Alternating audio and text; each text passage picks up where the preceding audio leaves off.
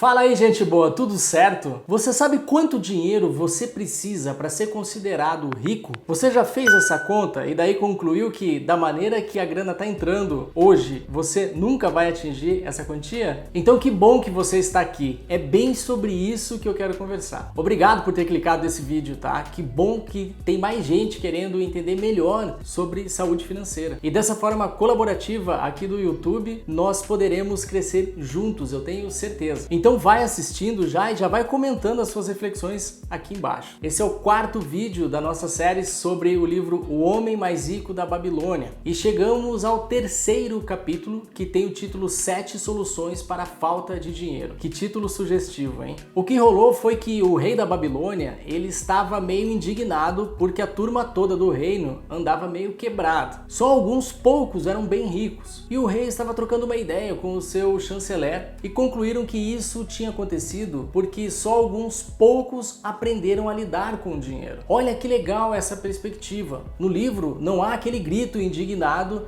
que apenas um pequeno percentual das pessoas detém a maior parte do dinheiro. O que é colocado é que poucos aprenderam a ganhar dinheiro. Isso faz parte daquele nosso arranjo que precisamos abrir a mente para tratar desse assunto. As duas regrinhas básicas para assistir a nossa série, né? Abrir a mente e definição própria do que é riqueza. Enfim, que o rei e o chanceler chegaram à conclusão que Arcade, o nosso já conhecido homem mais rico da Babilônia, poderia ajudar. Chamaram ele, que se prontificou a fazer uma espécie de workshop. Sabe aquelas semanas gratuitas de lançamento de cursos que fazem hoje em dia? Então, foi tipo isso que o Arcade propôs. E em cada uma das 7 noites, ele levou para uma turma uma solução para a falta de dinheiro. Já na primeira noite, a solução era: comece a fazer o seu dinheiro crescer. E já destaca a frase: não zombem da simplicidade. É o que já foi debatido aqui na série sobre poupar 10% dos rendimentos. Mas frise, não gastar mais do que 90%. Isso soa diferente do que guardar 10%? Seja lá como você prefere, obviamente o resultado é o mesmo. Talvez você falar para si: eu posso gastar 90% de tudo que eu ganho, pode parecer mais tranquilo do que tenho que poupar 10% todo mês. Veja aí como é que fica melhor para você. O Arcade, ele coloca a frase: o peso cada vez maior da sua bolsa enchendo será uma fonte de prazer para suas mãos e uma fonte de bem-estar para as almas. Traduzindo, é mais recompensador você ir sentindo a tranquilidade aumentando com o passar dos meses, pois você vai se sentindo cada vez mais preparado. E olha que legal, é falado aqui que existem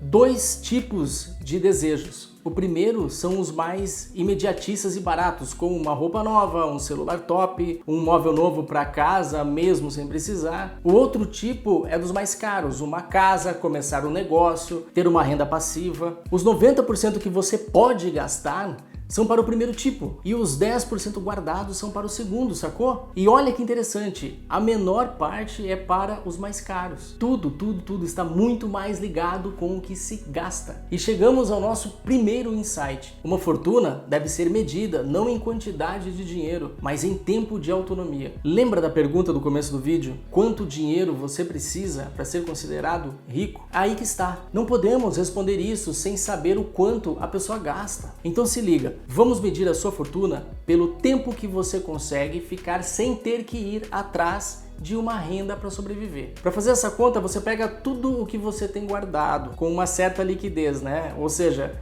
que você consiga rapidamente transformar isso em dinheiro, como investimentos, por exemplo. Se colocar uma casa própria nessa conta é mais complicado, pois você precisa de bastante tempo para vender ela, pelo preço que você diz que ela vale, pelo menos, né? A não ser que você jogue o preço lá embaixo para vender rápido. Dessa forma, nós poderíamos dizer que daí você tem uma liquidez alta. Tem outro problema também com esse tipo de imobilizado, né? Imobilizado é como contabilmente a gente chama esse tipo de ativo. Veja se você, ao sair dessa casa, se você só tiver ela, você vai ter que pagar aluguel. Então a sua estrutura de custos vai mudar. Ou seja, muda o quanto você gasta. Então muda essa autonomia também. Enfim, pega o que você tem guardado e divide pelo quanto você gasta todos os meses. Por exemplo, você tem 10 mil reais guardado e gasta 2.500, então você tem uma fortuna de 4 meses, Você entendeu? Só uma observação. O ideal é que esse valor que eu disse que você tem que ter guardado, na verdade, seja uma renda passiva. Ou seja, que você não use o seu capital para isso. Que seja o resultado dos lucros auferidos pelos investimentos que você tem. Pois senão, ao terminar aquele prazo, a sua fortuna não existirá mais. E isso não teria muito a ver com a lição de montar um exército de dinheiro para trabalhar para você.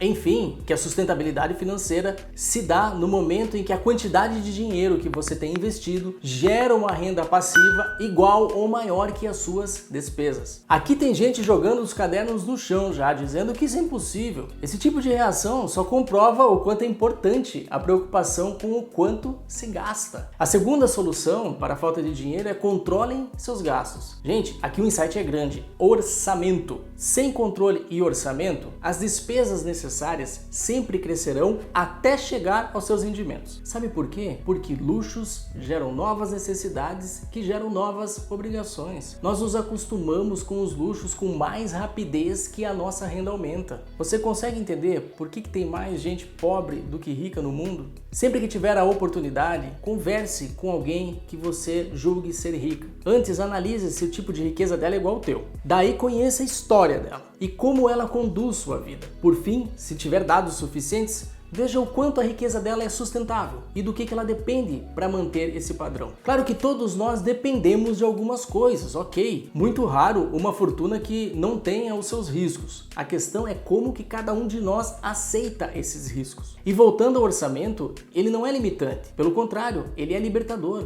Eu escrevi um artigo certa vez onde eu chamei de tríade da gestão financeira pessoal, as três pernas, digamos assim, controle, orçamento e poupança. Essa é a base para a pessoa iniciar um processo de busca por uma independência financeira. O Arcade diz: todos os homens são oprimidos por possuírem mais desejos do que são capazes de satisfazer. E isso também acontece com aqueles que você julga que são ricos. Ou você acha que um Bill Gates da vida, ele é capaz de gastar todo o seu tempo e dinheiro do jeito que bem entende. Não sejamos ingênuos e pare de falar aquelas bobagens que se fosse eu iria aproveitar. Raciocina que aqueles que você acha que são ricos só o são por terem aquela rotina, com aquele estilo de vida. Se fizessem como você faz, se pensassem como você, não seriam eles, seriam você. É tudo uma questão de mudança de pensamento e comportamento. E também vamos lembrar sempre que existe muita gente no mundo que olha para você e também o julga sobre o seu estilo de vida.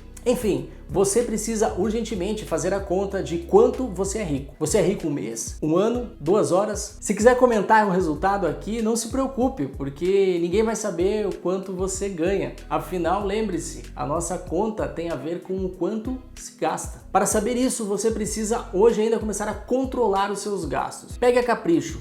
Garanto que rapidinho você se habitua. Toda vez que tiver que fazer qualquer tipo de despesa, usa o gravador de áudio do seu celular e grava ali quanto foi e o que foi. À noite, passa tudo isso para uma planilha simples ou um caderno mesmo. Vai agrupando essas despesas. Logo, você automaticamente estará separando por centro de custo. Tipo, padaria, restaurante, mercado, gasolina e manutenção do carro. Quando isso estiver organizado, você começa a enxergar os inimigos do seu exército de dinheiros. E aí poderá iniciar um orçamento e ser fiel a ele. Claro que será fiel, você, o comandante, não trairia o seu próprio exército. Na terceira noite, a conversa foi sobre a solução multiplique os seus rendimentos. Isso está ligado com os conselhos sábios que já falamos em outro vídeo. E vou colocar um card aqui. E não é nosso intuito aqui dar dicas de investimento. Então eu não quero me ater muito sobre esse assunto. Eu quero falar com aqueles que estão iniciando o processo, que se deram conta que precisam se organizar melhor, ou até que já fizeram uma grana sobrar e querem fazer algum investimento, mas que pela falta de organização, disciplina e tudo isso que nós estamos vendo na série, vão acabar usando essa grana a qualquer momento. Mas daí não adianta. Na quarta solução foi falado: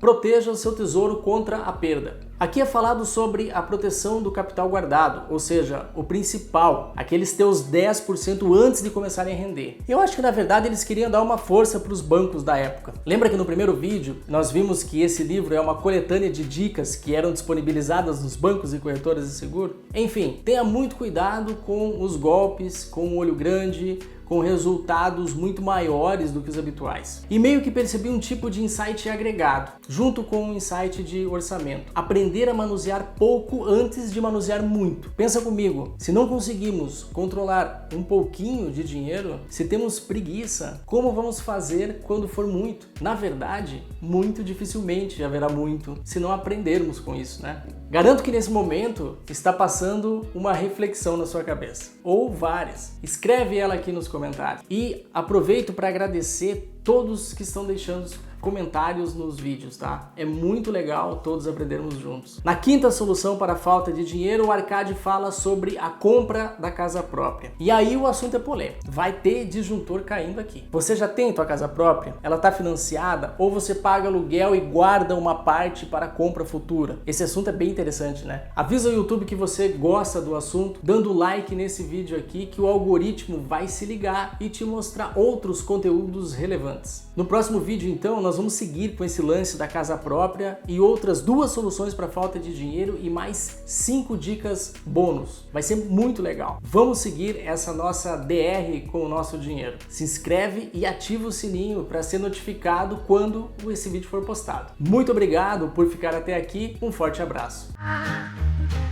ba da ba ba